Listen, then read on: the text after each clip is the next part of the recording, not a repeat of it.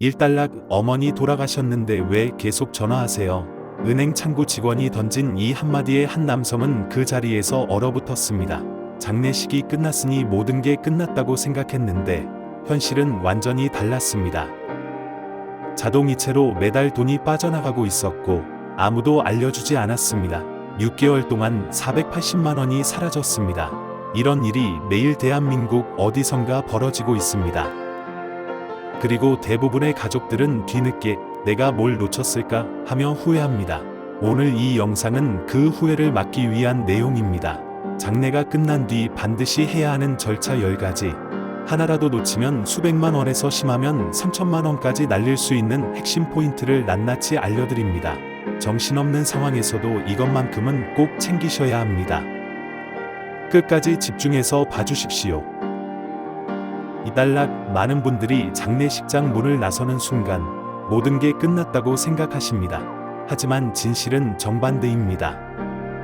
장례 이후부터가 진짜 시작입니다. 행정 절차, 금융 정리, 상속 신고, 자동이체 해지까지 산더미 같은 일들이 기다리고 있습니다. 저 역시 어머니 장례를 치른 후 그 사실을 뼈저리게 깨달았습니다. 실제 사례를 보겠습니다. 사망 신고를 일주일만 늦춰도 과태료가 나옵니다. 계좌 정리를 안 하면 수백만 원이 증발합니다.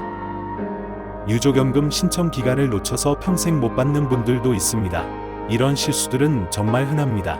오늘은 실제 경험을 바탕으로 누구나 놓치기 쉬운 지점들을 콕콕 짚어 알려드립니다. 이 내용을 미리 알고 계시면 불필요한 지출을 최소 3천만 원까지 줄일 수 있습니다. 반대로 모르면 빠져나가는 돈을 막을 방법이 없습니다. 지금부터 하나하나 따라오십시오. 3단락 첫 번째, 사망 신고입니다. 이건 장례보다 먼저라고 할 정도로 최우선 순위입니다. 사망진단서 들고 주민센터 가면 10분이면 끝나는 간단한 절차입니다. 하지만 이걸 미루면 이후 모든 행정이 완전히 멈춰버립니다. 은행 계좌 정리? 안 됩니다. 보험금 청구? 불가능합니다. 상속 포기? 못 합니다. 유족연금? 신청 자체가 막힙니다. 실제로 어떤 분은 일주일만 미뤘다가 자동이체로 150만 원을 날렸습니다. 필요한 서류는 딱 3가지입니다. 사망진단서 원본, 가족관계증명서, 신분증. 이게 전부입니다. 절차는 간단하지만 놓치는 순간 비용이 눈덩이처럼 불어납니다. 특히 어르신들께 꼭 말씀드리고 싶은 건 이게 첫 단추라는 겁니다. 첫 단추를 제대로 끼워야 뒤가 수월해집니다. 정신없어도 이것만큼은 최대한 빨리 처리하십시오. 4단락 두 번째, 금융계좌 조회입니다. 이게 가장 많이 후회하는 절차 중 하나입니다. 부모님이 어느 은행을 쓰셨는지 정확히 아는 자녀가 과연 몇 명이나 될까요? 거의 없습니다. 저도 4개의 숨은 계좌를 나중에 발견했습니다. 한 곳은 20년 묵은 정기예금이었고 다른 곳은 적금이었습니다. 금융감독원 통합조회 시스템을 이용하면 사망자 명의 계좌를 한 번에 다 확인할 수 있습니다. 그런데 조회를 안 하면 어떻게 될까요? 10년이 지나면 휴면 자산으로 넘어가고 그때부터는 찾기가 거의 불가능해집니다. 은행에 직접 가도 개인정보라 조회 안 됩니다. 이런 답만 돌아옵니다. 조회 결과서를 받으면 각 은행 방문해서 정리하시면 됩니다. 조금 번거롭긴 하지만 회수되는 금액 보면 충분히 가치 있습니다. 실제로 많은 분들이 예상보다 훨씬 큰 금액을 찾아가십니다. 5단락 세 번째, 신용카드 정지입니다. 사람이 돌아가셔도 카드 연회비, 구독요금, 할부금은 계속 빠져나갑니다. 이 사실을 모르는 분들이 너무 많습니다. 그래서 돈이 줄줄 새어나가는 거예요. 카드 정지할 때 반드시 확인해야 할 3가지가 있습니다. 첫째, 남은 할부금. 둘째, 자동이체 내역. 셋째, 연회비 결제 일정. 특히 할부금은 상속인이 무조건 갚아야 하는 항목입니다. 법적으로 피할 수 없어요. 실제 사례입니다. 어떤 분은 700만 원 할부금이 있는 줄 모르고 방치했다가 연체 이자까지 붙어서 900만 원을 갚았습니다. 카드사 고객센터에 전화 한 통이면 상세 내역을 바로 알려줍니다. 5분 투자로 수백만 원의 손해를 막을 수 있는 절차입니다. 이 단계에서 손실이 가장 많이 발생한다는 걸 꼭 기억하세요. 6단락 네 번째, 휴대폰 해지입니다. 휴대폰은 월 요금만 문제가 아닙니다. 자녀 할부금이 더 큰 문제입니다. 많은 분들이 이 사실을 몰라서 매달 요금이 계속 빠져나갑니다. 충격적인 사례 하나 말씀드리겠습니다. 어떤 분은 6개월 동안 월 60만 원씩 총 360만 원이 빠져나갔습니다. 거기에 핸드폰 할부금까지 합쳐서 총 800만 원을 잃었습니다. 해지는 어렵지 않습니다. 사망진단서와 가족관계증명서만 있으면 통신사에서 바로 처리해 줍니다. 15분이면 끝나는 절차입니다. 하지만 미루면 미루는 만큼 돈이 계속 나갑니다. 장례 직후 정신 없을 때일수록 더 빨리 처리해야 하는 항목입니다. 가족들이 가장 많이 놓치는 부분이 바로 이겁니다. 통신사 3곳, SKT, KT, LGU+ 전부 확인하셔야 합니다. 7단락 다섯 번째, 보험금 청구입니다. 보험금은 청구해야만 나옵니다. 보험사가 먼저 연락해주지 않습니다. 저도 어머니 명의로 6개의 보험을 뒤늦게 발견했습니다. 그중 1천만 원은 가족 누구도 모르던 보험에서 나왔어요. 이걸 모르고 지나가면 어떻게 될까요? 3년이 지나면 소멸시효가 지나서 보험금이 완전히 사라집니다. 청구할 권리 자체가 없어지는 겁니다. 필요한 서류는 4가지입니다. 사망진단서 원본, 가족관계증명서, 신분증, 통장 사본, 요즘은 온라인 청구도 가능합니다. 보험사 홈페이지나 앱에서 서류 업로드하면 됩니다. 평생 보험료 내셨는데 마지막에 못 받으면 너무 억울하지 않습니까? 생명보험협회에서 통합조회 서비스도 제공하니까 반드시 확인하십시오. 숨은 보험 찾는데 1시간만 투자하셔도 수천만 원을 건질 수 있습니다. 8단락 여섯 번째, 유족연금 신청입니다. 이건 정말 중요합니다. 늦게 신청하면 그 기간은 아예 날아갑니다. 다른 복지 제도와 달리 소급이 안 됩니다. 6개월 늦게 신청하면 6개월치는 영원히 못 받는 겁니다. 얼마나 받을 수 있을까요? 배우자는 월 100만 원 안팎, 자녀는 월 50만 원 정도입니다. 실제 사례입니다.